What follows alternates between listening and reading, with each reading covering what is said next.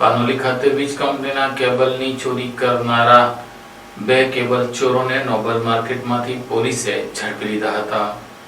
Panoli police મથક વિસ્તારમાં બનેલા કેબલ ચોરીના બનાવમાં પોલીસે ઝડપી કાર્યવાહી કરતા 2 આરોપીઓને ઝડપી પાડી કાયદેસરની કાર્યવાહી હાથ ધરી હતી। મળતી માહિતી મુજબ પાનોલી સ્થિત DGVCL ખાતે રોડ ક્રોસિંગ માટે કેબલ નાખવાની કામગીરી ચાલી રહી હતી। આ કામગીરી માટે કોન્ટ્રાક્ટર વિવેક મોદી દ્વારા કેબલ પાનોલી બી સબસ્ટેશન ગેટની બહાર ખુલ્લી જગ્યામાં મૂકવામાં આવ્યા હતા। દરમિયાન તારીખ 17મી માર્ચથી 22મી માર્ચ વચ્ચે અજાણ્યા ઇસમોએ કેબલ ડ્રમમાંથી અંદાજે 108 મીટર કેબલની ચોરી કરી, જેની કુલ કિંમત રૂપિયા 1.40 લાખ જેટલી થાય છે અને ફરાર થઈ ગયા હતા। ઘટના અંગે પાનોલી પોલીસે એક ગુનો નોંધી તપાસ હાથ ધરતા તપાસ દરમિયાન ગણતરીના દિવસોમાં જ પાનોલી પોલીસે ગુનાનો ભેદ ઉકેલી નોબલ માર્કેટ વિસ્તારમાં આવેલ ન્યૂ ઇન્ડિયા નૂર મોહમ્મદની ચાલીમાં રહેતા અતિકુર રહેમાન, અબ્દુલ કુદ્દુસ શાહ અને મોહમ્મદ આમિર મોહમ્મદ યુનુસ સિદ્દીકી નામના આરોપીઓને ઝડપી પાડ્યા હતા। પોલીસે બંને આરોપીઓ વિરુદ્ધ કાયદેસરની કાર્યવાહી હાથ ધરી વધુ તપાસ આરંભી છે।